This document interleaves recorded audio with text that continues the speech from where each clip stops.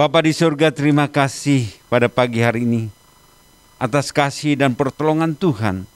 Sehingga pada pagi hari ini Tuhan izinkan kami untuk memuji Engkau, menyembah Engkau Tuhan. Bahkan bagaimana kami hidup di dalam kehidupan kami. Tuhanlah juga yang menolong kami bila sebentar kami akan membaca dan merenungkan firman Tuhan. Biarlah firman Tuhan yang kami dengarkan nanti boleh tertanam di dalam hati kami. Dan kami boleh lakukan dalam kehidupan sehari-hari Tuhan. Terima kasih Tuhan. Biarlah Tuhan juga yang bekerja Roh Kudus-Mu mengartikan semua firman yang akan ditaburkan. Biarlah segala pujian dan syukur kami panjatkan di dalam nama Tuhan Yesus Kristus kami berdoa. Amin. Ya.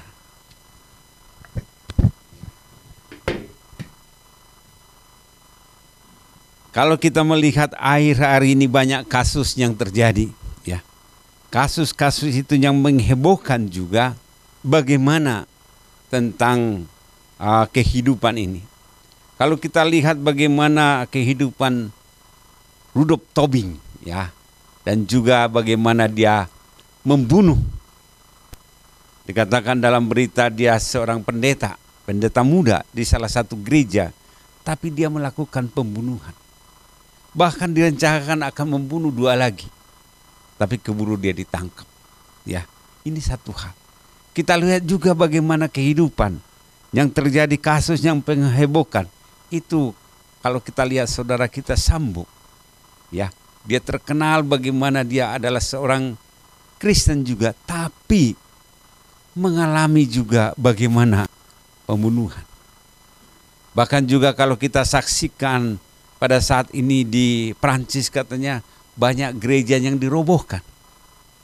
Sekarang ini diganti mereka menjadi, kalau kita perhatikan menjadi mereka mengikut ateis dan juga beralih ke Muslim. Ini banyak hal terjadi. Banyak hal terjadi yang terjadi di dalam kehidupan pada saat kita yang beriman.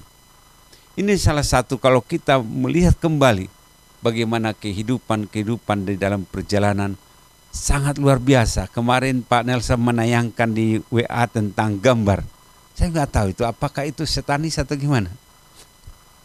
Ya, mereka itu digambar gini, itu lambang. Bagaimana mulai saat ini sudah mulai bergerak. Bagaimana penyesat itu sudah mulai bergerak. Bahkan kalau kita lihat di YouTube saat ini banyak tayangan-tayangan tentang kerohanian. Bagaimana mulai mereka memunculkan untuk menyesatkan banyak anak-anak muda. Pikiran mereka mulai disesatkan tentang bagaimana kekristenan. Karena itu saya pada saat ini kita baca dalam Matius. Matius pasalnya yang ke-21 ini. Matius pasal 7.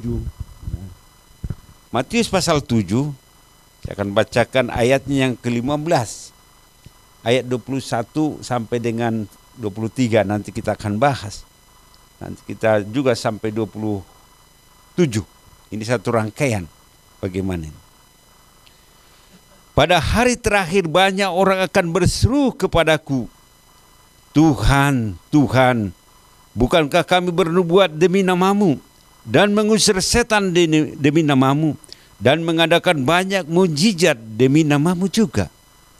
Pada waktu itulah aku akan berterus terang kepada mereka dan berkata, aku tidak pernah mengenal kamu, enyanglah padaku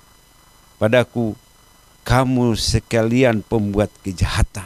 Di sini boleh dikatakan ada sesuatu yang diajarkan tentang bagaimana Yesus mengajarkan rangkaian khotbah di bukit.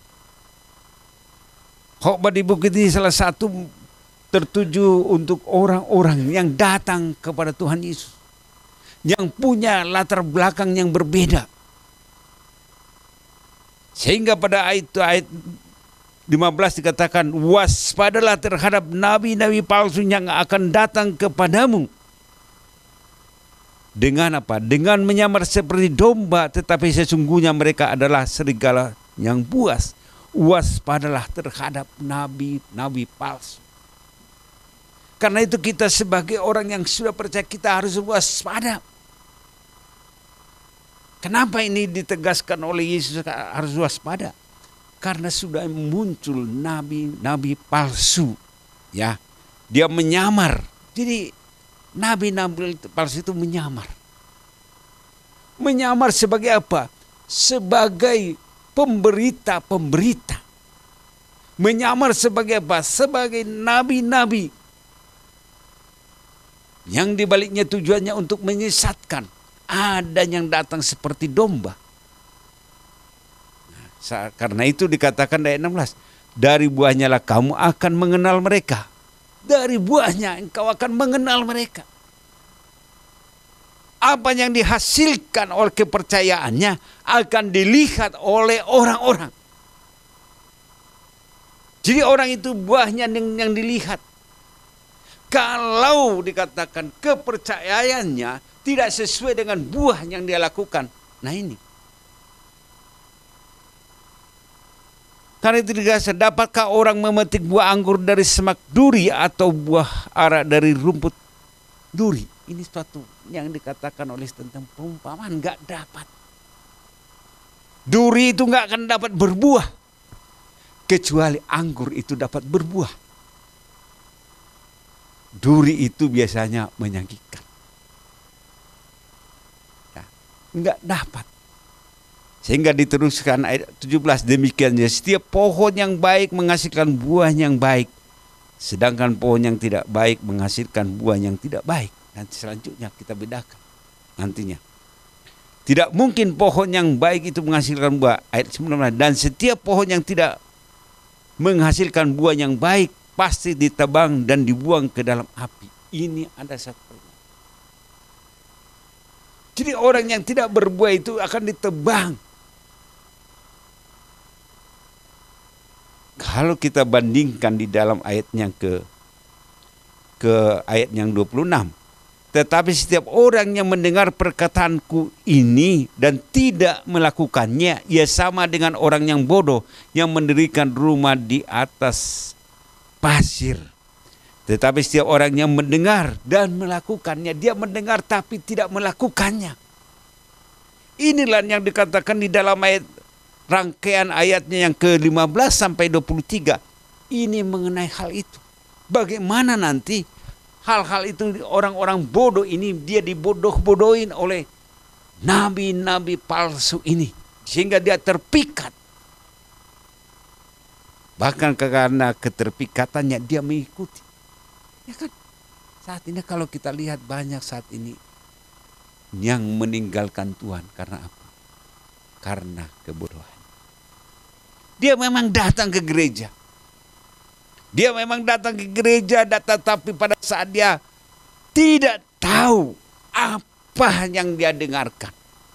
Ya, seringkali saya ke mahasiswa, kalau ada ibadah hari Kamis, saya tanya di kelas apa yang dihotbahkan.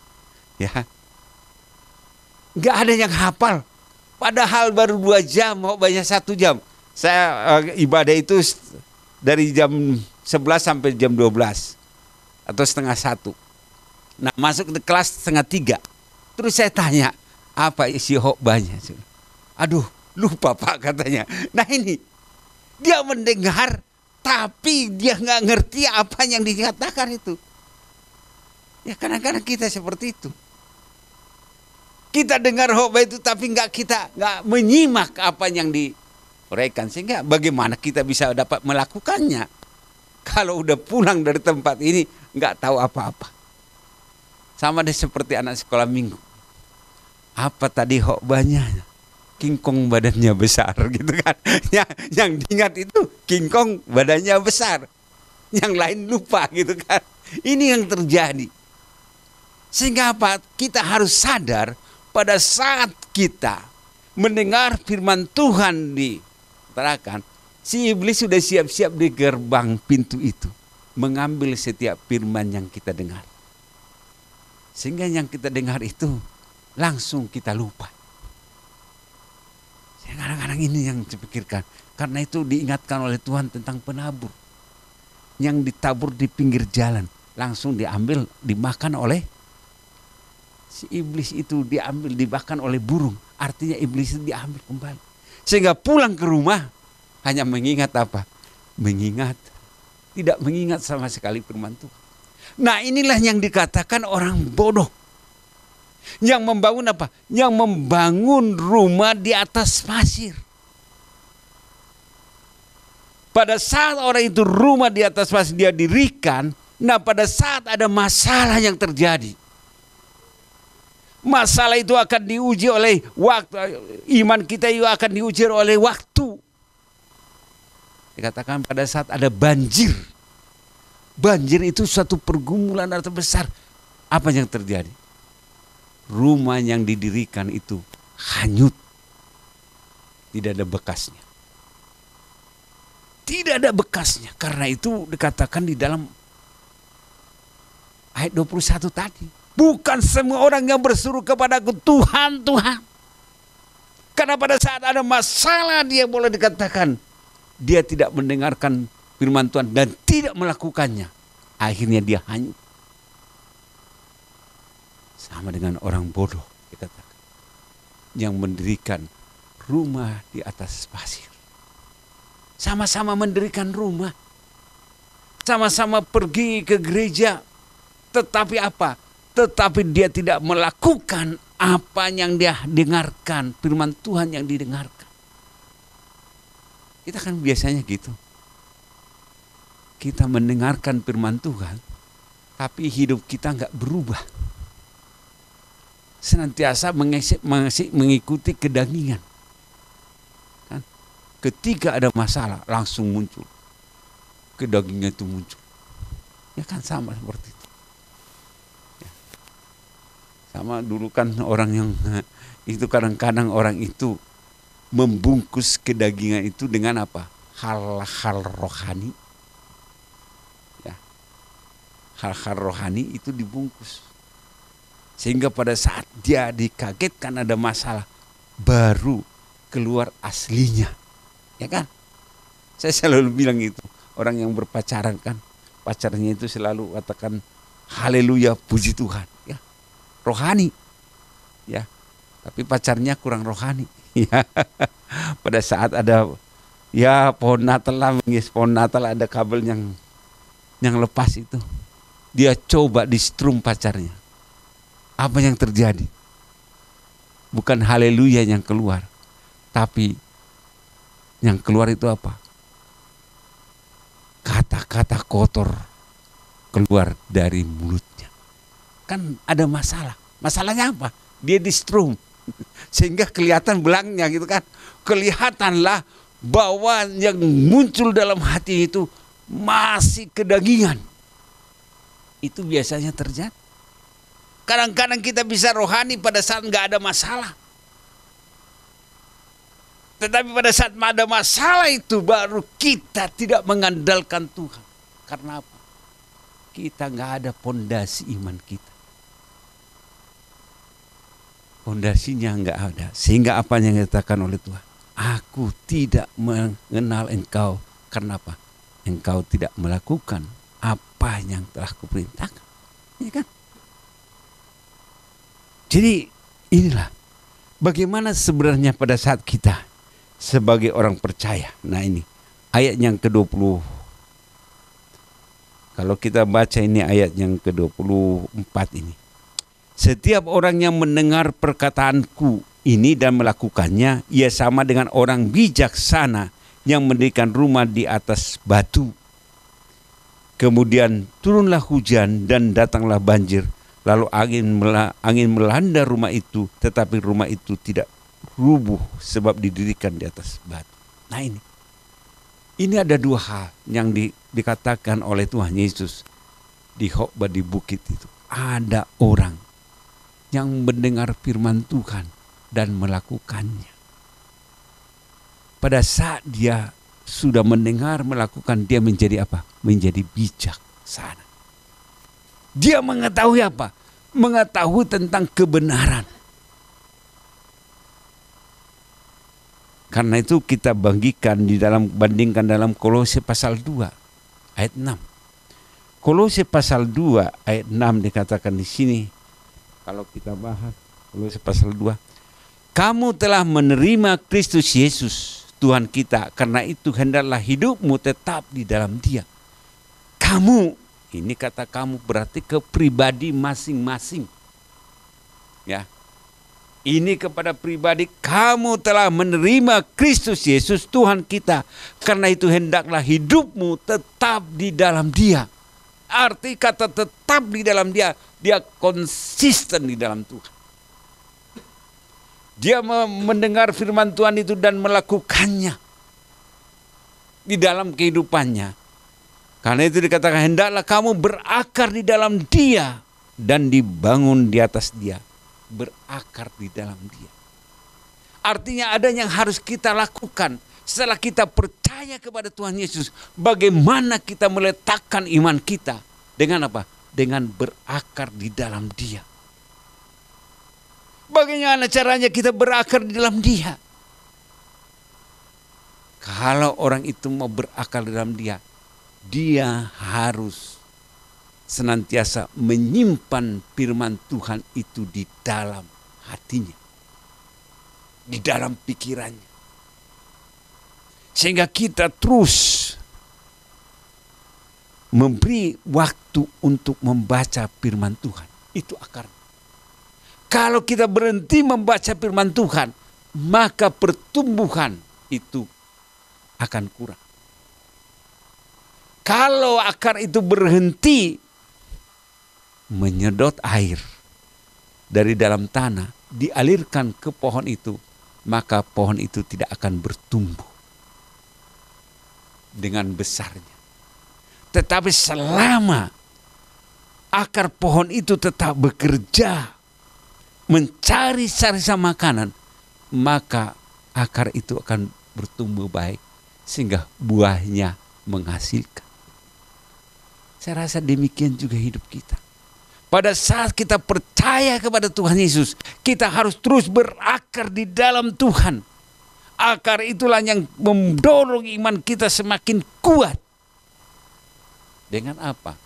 Dengan kita membaca firman Tuhan. Tapi saat ini mulai apa? Nabi-nabi palsu itu mulai bekerja.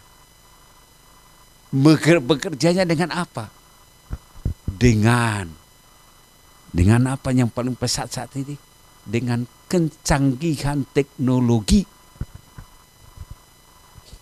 Akhirnya apa? Banyak orang meninggalkan Tuhan. Gak lagi baca firman Tuhan. Mulai asik mengasihkan dirinya dengan apa? Dengan main game. Bisa berjam-jam. Ya kan? Asik ibu-ibu asik main HP. Nah itu pekerjaannya. Kalau itu terus dilakukan, pada saat ada masalah, dia imannya akan dihanyutkan seperti tadi rumah. Kenapa? Gak ada akarnya kuat. Gak kuat akarnya di dalam hidupnya. Sehingga apa? Maka kalau akarnya tidak kuat, maka kekhawatiran yang datang, kecemasan yang datang, ya kan? Ketakutan yang datang, ini terus akan terjadi. Kenapa? Karena gak ada lagi bahan makanan untuk membuat pertumbuhan itu. Jadi merasa apa? Merasa sendiri, merasa kesepian, ini akan terjadi. Tapi kalau akarnya itu terus bekerja, maka dia akan segar. Akan terus dia dikasih makanan rohani. Ini artinya. Jadi sari-sari itu, ini adalah akarnya firman Tuhan. Kita semakin berakar di dalam Tuhan, artinya kita semakin kuat di dalam Tuhan. Tetap di dalam Tuhan, situasi apapun yang terjadi, tetap kita yakin bahwa Tuhan akan menolong kita. Berakar di dalam Dia. Jadi kita bangun bagaimana kita relasinya dengan Tuhan. Kita berdoa terus, kita baca firman Tuhan. Nah ini yang kita lakukan. Hubungan kita dengan Tuhan, kita terus di saat-saat sepertinya kita kembangkan, mulai kita terus membaca firman Tuhan dan juga kita berdoa. Itu yang kita lakukan sebenarnya. Kalau itu kurang, maka pikiran kita akan terganggu. Kecemasan akan datang. Apalagi nanti menghadapi tahun 2023. Kalau kita nggak kuat, nah makin hari. Karena itu banyak saat ini apa? Orang sakit perut. Karena mulai stres. Ya kan? Banyak saat ini orang ketemu, aduh, sakit perut Pak katanya. Mulai mulus. Itu bisa terjadi karena apa? Kecemasan. Mulai depresi. Ya kan? Larinya kemana? Ke perut gitu kan. Ya kalau Anda belajar tentang biasa psikologi gitu. Membacanya kan. Mulai ada reaksi. Reaksinya apa?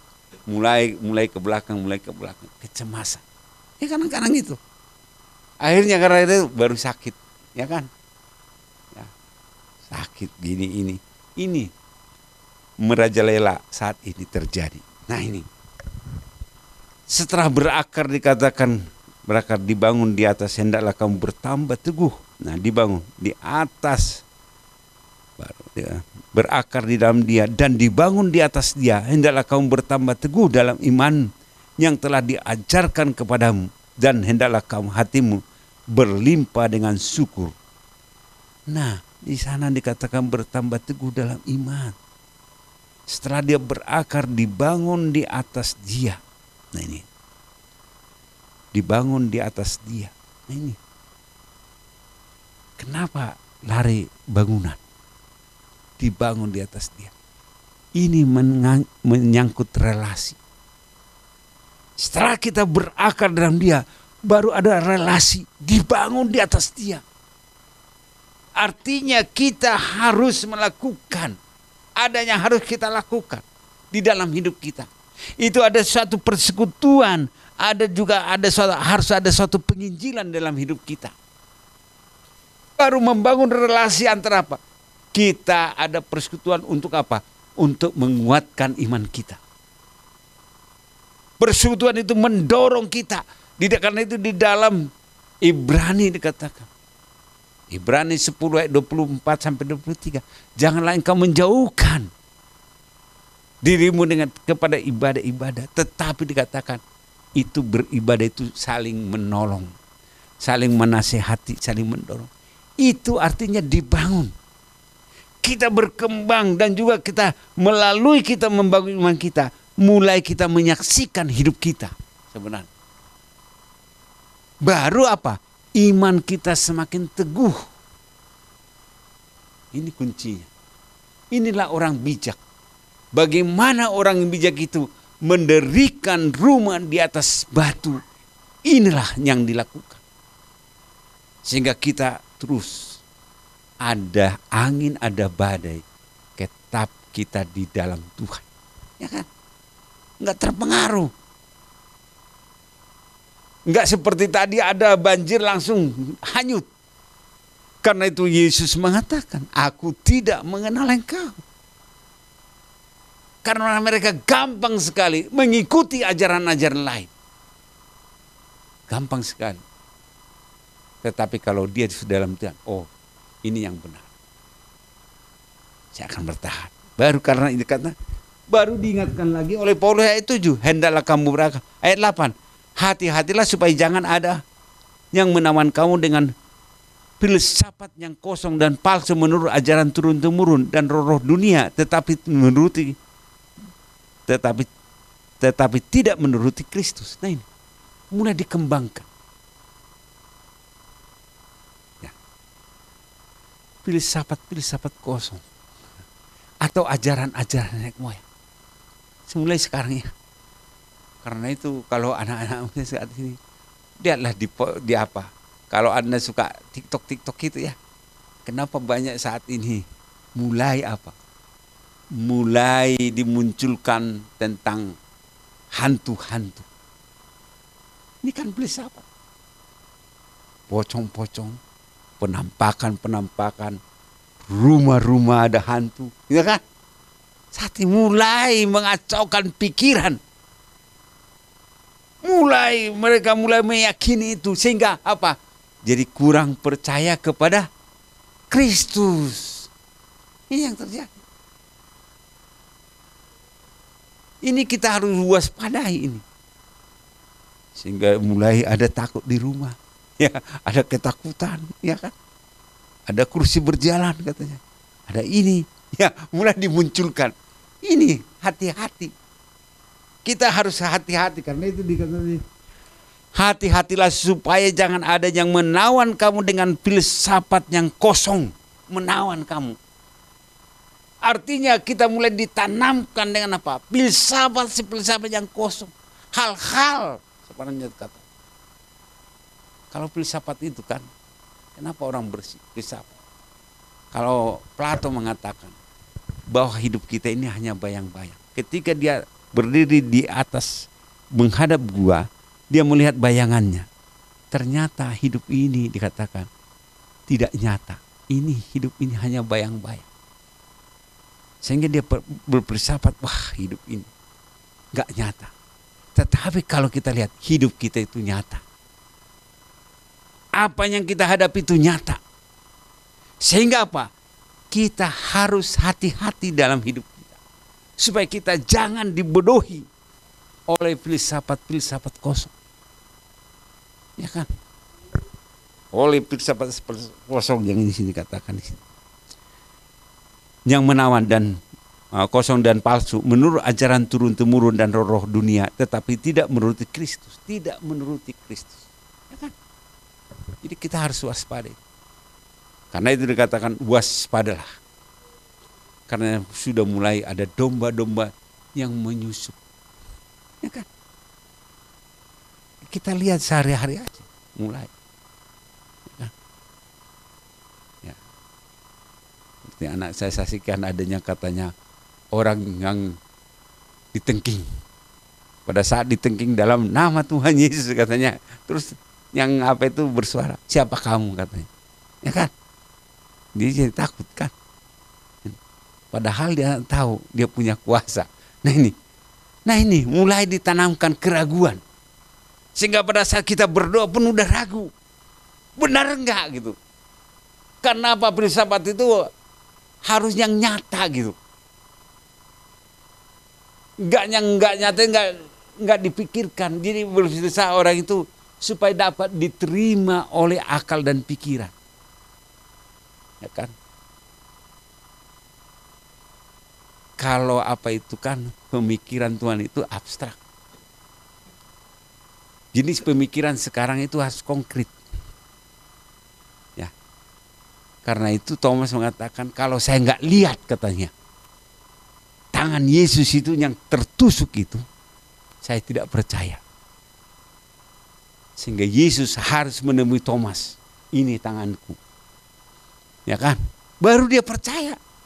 Sekarang ini juga mulai orang cenderung kalau dia nggak yakin, nggak melihat langsung dia nggak percaya. Kalau udah lihat, oh ini saya, ya karena seperti itu. Banyak orang setelah mengalami, oh benar Tuhan, Tuhan itu hebat katanya. Saya dapat disembuhkan dari kanker katanya. Selama dia nggak sakit kanker, sebenarnya dia nggak percaya Yesus. Tapi setelah percaya, setelah dia sembuhkan, oh baru percaya saya ada Tuhan itu, saya disembuhkan. Nah itu filsafat, dia disembuhkan kenapa? Dia percaya karena sembuh. Kalau nggak sembuh dia nggak percaya. Nah itu istilahnya. Ya, inilah kita harus hati-hati saat ini.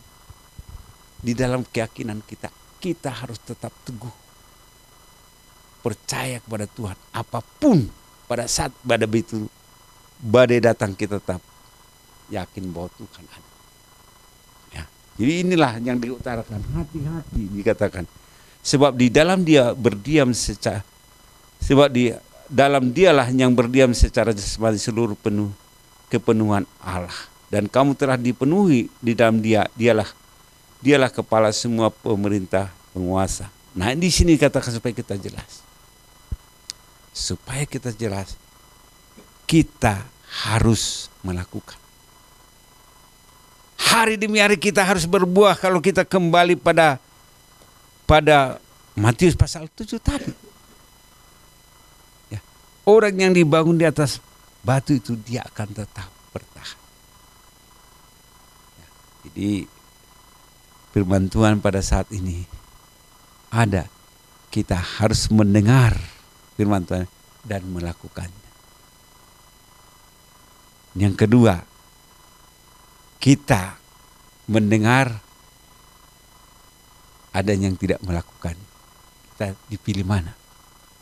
Kalau kita percaya Tuhan, kita mendengar apa yang dikatakan oleh Tuhan. Kalau tidak percaya Tuhan, berarti dia nggak percaya kepada apa yang dia katakan. Ya, mari kita berdoa. Ya.